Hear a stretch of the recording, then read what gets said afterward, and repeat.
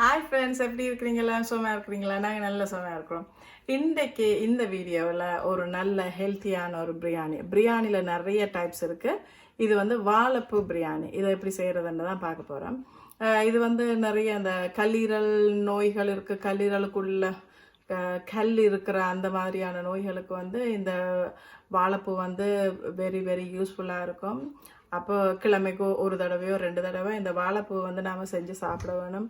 நோம்பலாக வந்து வர மாதிரி செஞ்சு சாப்பிட்ற நேரத்தில் சம்டைம்ஸ் வந்து பிடிக்காமல் இருக்கும். அப்போ இப்படி பிரியாணி அண்ட் டிஃப்ரெண்ட்டாக செஞ்சால் அது கொஞ்சம் இன்ட்ரெஸ்டிங்காக இருக்கும் சாப்பிட்றதுக்கு. வாழைப்பூ பிரியாணி எப்படி செய்கிறதுன்றதை நாங்கள் சொல்ல போகிறோம். அதுக்கு முதல்ல எங்களுடைய சேனலுக்கு வந்து நீங்கள் புதியவர்களாக இருந்தால் எங்களுடைய சேனலை வந்து சப்ஸ்கிரைப் பண்ணுங்கள். எங்களுடைய வீடியோவுக்கு கீழே இருக்க சப்ஸ்கிரைப் பண்ணுற பட்டன், இந்த பட்டனை வந்து ப்ரெஸ் பண்ணுற நேரத்தில் வர்ற பெல் ஐக்கான், இந்த பெல் ஐக்கானை ப்ரெஸ் பண்ணால் வர முதலாவது ஆப்ஷன் ஆல் என்ற ஆப்ஷன். இந்த ஆப்ஷனை செலக்ட் பண்ணும்போது நாங்கள் போடுற எல்லா வீடியோவும் உங்களுக்கு உடனடியாக வந்து சேரும். இப்போ வாங்க இந்த இன்ட்ரெஸ்டிங்கான வாழைப்பூ பிரியாணி எப்படி செய்கிறதுன்னு பார்ப்போம். இப்போ இந்த கடலை நெய்யும் நல்லா சூடாயிட்டு அப்போ நாங்கள் வெட்டி வச்சுருக்கோம் இந்த வெங்காயத்தை போடுறோம். இந்த வெங்காயம் நல்லா இந்த எண்ணெயில் மிக்ஸ் ஆகி வதங்க வேணும். அதுக்குள்ளே நான் எடுத்து வச்சிருக்கிற இந்த ஸ்பைசி ஐட்டம் எல்லாம் அதுக்குள்ளே போடுறேன்.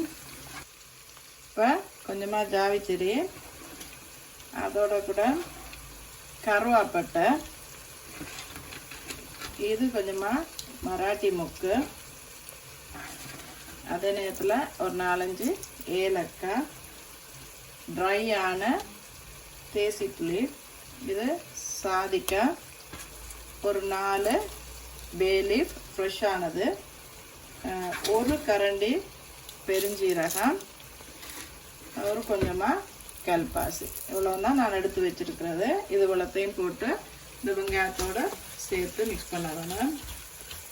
அதோட கொஞ்சமாக கிராம்பு, 2 பச்சை மிளகாய் உரைப்புக்கு ஏற்ற மாதிரி போட்டுக்கொள்ளுங்க. நான் 2 தான் போட்டிருக்கேன். இதெல்லாம் அப்படியே சேர்ந்து வதங்கி வருது பாருங்க. நல்லா வெங்காயம் இப்படி வதங்கி கொண்டு வர நேரத்தில் நாங்கள் அரைச்சி வச்சுருக்கேன் இந்த ஜிஞ்சர் கார்லிக் பேஸ்ட்டை போட்டு விடுறேன். இப்போவே வந்து இந்த பிரியாணியோட மணம் வரும், இந்த பச்சை வாசனை வந்து போக வேணும். அது வரைக்கும் கொஞ்ச நேரம் கிளறி கொடுத்துட்டு அதுக்கு பிறகு இப்போ இந்த ஜிஞ்சர் கார்லிக்கோட பச்சை மணமும் போயிட்டுது. அந்த நேரத்துக்குள்ள இந்த தக்காளி பழத்தை போடுறோம். நல்லா சின்னனா வெட்டி வச்சுருக்குற இந்த தக்காளி பழம் இந்த வெங்காயத்தோடு சேர்ந்து நல்லா அப்படியே வதங்க வேணாம்.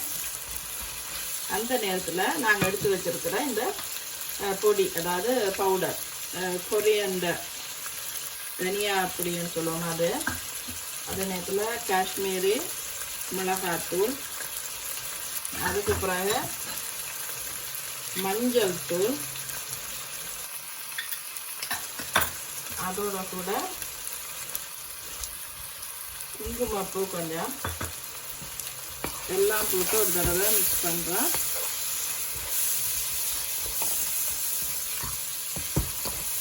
இது மிக்ஸ் ஆகி கொண்டு வர நேரத்தில் நாங்கள் நல்லபடியாக க்ளீன் பண்ணி வச்சுருக்கிற கொத்தமல்லி, புதினா அதில் ஒரு பிடி போட்டு வரலாம்.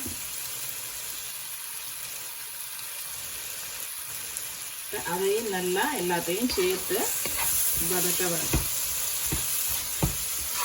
இது ஒரு 2 to 3 மினிட்ஸில் நல்லபடியாக வதங்கி வந்துடும். அது வரைக்கும் வெயிட் பண்ணுவோம். இப்போ இது நல்லா வதங்கி கொண்டு வருது. இந்த நேரத்தில் நாங்கள் க்ளீன் பண்ணி வச்சுருக்கிற மோரில் போட்டு வச்சுருக்கிற இந்த வாழைப்பூவை நல்லா மோர் இல்லாமல் நல்லா புளிஞ்சிட்டு அதை இதோட சேர்க்க போகிறோம். இப்போ நீங்கள் மோருக்குள்ளே போடாமல் வச்சுருந்தா அது ஒரு கருப்பு கலராக வந்திருக்கு அந்த கயிறுபட்டு. இப்போ இந்த வாழைப்பூ இதோட சேர்ந்து நல்லா ஃப்ரை ஆகும். கல்லீரலில் கல் இருக்குன்னு சொல்லி சொன்னால் இந்த மாதிரி செஞ்சு சாப்பிட்டு பாருங்க. ஒரு டிஃப்ரெண்ட்டாக செஞ்சு சாப்பிட்ற நேரத்தில் ஒரு ஆசையாக இருக்குன்னு தானே சாப்பிட்றதுக்கு. அப்போ வந்து ட்ரை பண்ணி பாருங்க. இது நல்லா அந்த எண்ணெயில் அப்படியே வதங்க வேணும். இது வரைக்கும் வெயிட் பண்ணுவோம் ஒரு 2 மினிட்ஸுக்கு. இப்போ நல்லா இது குக்காய் கொண்டு வாரினதில் ஒரு 2 கரண்டி யோகர்ட், ஃப்ரெஷ்ஷான யோகர்ட் சேர்க்குறேன். அதுக்குள்ள சேர்த்து நல்லா மிக்ஸ் பண்ணி விடுவோம். இப்போ நல்லா வடிவாக இது குக் ஆகிட்டுருக்காங்க. இந்த நேரத்தில் நான் கோகோனட் மில்க் ஆட் பண்ண போகிறேன். தேங்காய் பால், நீங்கள் ஃப்ரெஷ்ஷாக கோகோனட் மில்க் போட்டாலும் சரி, நான் டின் தான் போட்டிருக்கிறேன். இந்த தேங்காய் பாலையும் வந்து நீங்கள் அரிசி போட்டுட்டு தண்ணி வைக்கிற அளவுக்கு வச்சுக்கொள்ளணும். நான் எடுத்திருக்கிறது வந்து இந்த கோகோனட் டின்னின் படி 2 கப் அளவு. அதுக்கேற்ற மாதிரி இப்போ 7 கப் அரிசின்னா அதுக்கு எவ்வளவு கப் தண்ணி வைக்கணுமென்று அந்த அளவு எடுத்துக்கொள்ளுங்க. இப்போ நான் நெய்யில் கஜுவும் கஜுவும் பிளம்ஸும் கொஞ்சம் பொரிச்சு எடுக்க போகிறேன். இப்போ தம் போடுற நேரத்தில் நம்ம இதை போட்டுக்கொள்ளலாம். இப்போ நான் ரைசனையும் அதுக்குள்ளே ஆட் பண்ணி விடுறேன். இது ரெண்டையும் நாங்கள் தம் போடுற நேரத்தில் அதுக்குள்ளே மிக்ஸ் பண்ணி விடுவோம். கொஞ்சம் புரிஞ்சு கொண்டு வரட்டும். இது இப்போ நல்லா பபிள்ஸ் வந்து கொதிச்சு வர நேரத்தில் நாங்கள் எடுத்து வச்சிருக்கிற இந்த பிரியாணி பவுடரை போட்டுக்கொள்ளணும். போட்டு அதையும் ஒரு தடவை நல்லா மிக்ஸ் பண்ணிட்டு ஃபுல்லாக இது மிக்ஸ் ஆகுது பாருங்க. இந்த கோகோனட் மில்க் அண்ட் யோகர்ட் எல்லாம் சேர்ந்து, இந்த வாழைப்பூ எல்லாம் சேர்ந்து மிக்ஸ் ஆகுது. இந்த நேரத்தில் நான் ஒரு அரை மணித்தியாலமாக ஊற வச்சு வச்சிருக்கிற பாஸ்மதி ரைஸ், அந்த ரைஸை போட போகிறேன். இப்போ நான் எடுத்துருக்கிறது வந்து 7 கப் ரைஸ் எடுத்துருக்கிறேன். அதுக்கு 8 கப் தண்ணி ஊற்ற போகிறேன். அதில் இப்போ நீங்கள் 2 கப் மில்க் போட்டது, அதாவது கோகோனட் மில்க் போட்டதா கணக்கு வச்சுக்கொள்ளணும். இப்போ நான் இந்த அரிசி பாஸ்மதி ரைஸ் ஊறி இருக்கு, அரை மணித்தியாலமாக இது ஊறி இருக்கு. இது நீங்கள் தண்ணியில் வடிச்சிட்டு கவனமாக போடணும். ஏன்னா அதை அரிசிக்கு கீழே இருக்கிற அந்த தண்ணி இதுக்குள்ளே சேர்ந்துடக்கூடாது. இப்போ நான் போட்டுட்டேன் பாருங்க. போட்டுட்டு இது எல்லாத்துக்கும் தேவையான அளவுக்கு உப்பு சேர்க்க போகிறேன். இப்போ நான் ஒன்றுக்குமே உப்பு போட்டுக்கொள்ளலை. இப்போ தான் அந்த உப்பு அளவுக்கு உப்பு போட்டுக்கொள்ளுங்க. போட்டுட்டு அதை இந்த சோஸில் இந்த ரைஸ் அப்படியே ஃபுல்லாக மிக்ஸ் ஆகிற மாதிரி ஒரு தடவை கிளறி விட்டுட்டு அதுக்கு பிறகு தான் நாங்கள் தண்ணி ஊற்ற போகிறோம். தண்ணி ஊற்றுற நேரத்தில் இந்த அரிசை விட உங்களுடைய கையில் இவ்வளவு இன்ச்சுக்கு கூட தண்ணி இருந்தால் சரி. அந்த அரிசி மட்டத்திலிருந்து அந்தளவு அளவுக்கு தண்ணி கூடவே இருந்தால் சரி. இப்போ இந்த அரிசியில் பாருங்கள் எல்லா சோஸும் வந்து வடிவாக மிக்ஸ் ஆகிட்டுது. இப்போ நான் எடுத்து வச்சுருக்கேன். இந்த தண்ணியே இதுக்குள்ளே சேர்ப்போம். ஒரு தடவை 7 கப் அரிசி எடுத்தனால் அதுக்கு 8 கப் தண்ணி. பபிள்ஸ் வந்து கொதிக்குது பாருங்க. இந்த நேரத்தில் நான் லெமன் விட போகிறேன். ஒரு ஃபுல் லெமன், இந்த லெமன் எடுத்துருக்கிறேன். இந்த லெமனையும் அதுக்குள்ளே விடுகிறேன்.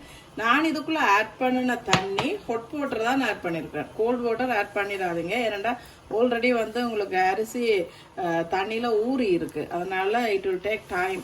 அதனால் என்ன செய்யுங்க, ஹாட் வாட்டரையே அதுக்குள்ளே 7 கப் தண்ணியை விடுங்க. இப்போ இந்த லெமனையும் போட்டு நல்லா கிளறி போட்டு இது நல்லா கொதிச்சு அரிசிற மட்டத்துக்கு இந்த தண்ணி வர வேணும். அது வரைக்கும் வெயிட் பண்ண வேணும். இப்போ பார்த்தீங்கன்னா இந்த அரிசோட மட்டத்துக்கு இந்த தண்ணி வந்திருக்கு. இந்த நேரத்தில் நாங்கள் பொரிச்சு வச்சிருக்கிற இந்த கஜு நட்ஸும் பிளம்ஸும் நெய்யில் வறுத்து வச்சிருக்கிறோம். இதை அப்படியே ஃபுல்லாக போட்டு இதை மிக்ஸ் பண்ணி விட வேணும். இது உங்களுக்கு கஜுநட் பிளம்ஸ் போட விருப்பம் இல்லைன்னா போட தேவையில்லை, அது ஆப்ஷனல் தான். இன்னும் கொஞ்சம் நல்லா மோர் நியூட்ரிஷியஸ் அண்ட் ஆல்சோ டேஸ்டியாக இருக்கும். அதனால அது போட்டால் நல்லா இருக்கும். இந்த நேரத்தில் கொத்தமல்லி தலையும் புதினா ரெண்டும் நாங்கள் க்ளீன் பண்ணி வெட்டி வச்சுருக்கிறோம். அதை அப்படியே மேலால் தூவி விட்டுட்டு நாங்கள் தம் போட்டு விட வேணும். ஆல்மோஸ்ட் எங்களோட இந்த பிரியாணி ரெடி ஆகிட்டு, இதுக்கு முதல்ல உப்போட அளவையும் பார்த்துக்கொள்ளுங்க. உப்பு காணுமா, இன்னும் கொஞ்சம் போடணுமெண்டா போட்டு விடுங்க. இது நல்லபடியாக இந்த மாதிரி போட்டுட்டு மூடியால் மூடிட்டு 20 மினிட்ஸுக்கு இதை விட வேணும். இப்போ குக்காய் முடிச்சுட்டுது பாருங்க. இதை திறக்கிறேன் பாருங்க. எப்படி இருக்குண்டு. இந்த வாழைப்பூ பிரியாணி ரெடி ஆயிட்டுது. இதுக்கு இப்ப அடுப்பை வந்து ஆஃப் பண்ணிட்டு அப்படியே கிளறி விடுகிறேன் பாரு. சுட சுட மணக்க மணக்க நல்ல டேஸ்டான வாழைப்பூ பிரியாணி ரெடி. இப்போ நான் ஒரு தடவை உங்களுக்கு டேஸ்ட் பண்ணி காட்டுகிறேன். பாருங்களா, எல்லா இடத்துலயும் வந்து அந்த வாழைப்பூ அப்படியே பரவி கிடக்குது பாருங்க. கிளறும் போதே வந்து இது நல்ல மனம் வருது, நல்ல அந்த பிரியாணியோட மனம். ஒரு தடவை நாம டேஸ்ட் பார்ப்போம் இந்த பிரியாணிய. இப்ப நான் இந்த வாழைப்பூ பிரியாணி செஞ்சு கொண்டு வந்து வச்சுட்டேன் பாருங்க. இங்க இருக்குது பாருங்க, சுட சுட இருக்குது, வாழைப்பூ எல்லாம் இருக்குது பாருங்க. அப்படியே நான் வெஜிடேரியன் பிரியாணியை விட இந்த வெஜிடேரியன் பிரியாணி நல்ல டேஸ்டா இருக்கும். ஒரு தடவை சாப்பிட்டு பாருங்க. இதுக்கு வேணுமெண்டா நீங்க சைடா காம்பினேஷனா முட்டை அவிச்சிட்டு இல்லாட்டி ஒரு ரைத்தா ஒன்று செஞ்சுட்டு இல்லாட்டி சிக்கன் கால் ஒன்று பொரிச்சிட்டு இப்படி வைக்கிற நேரத்தில் இன்னும் நல்ல டேஸ்டா இருக்கும். உண்மையிலே வெரி டேஸ்டியா இருக்கு ஃப்ரெண்ட்ஸ். ஒரு தடவை ட்ரை பண்ணி பாருங்க. இந்த வீடியோ வந்து உங்களுக்கு பிடிச்சிருக்கும்னு நம்புகிறோம். பிடிச்சிருந்தா எங்களை சப்ஸ்கிரைப் பண்ணுங்க. மீண்டும் இன்னொரு இன்ட்ரெஸ்டிங்கான வீடியோவில் உங்களை திரும்பவும் சந்திக்கிறோம். Good bye.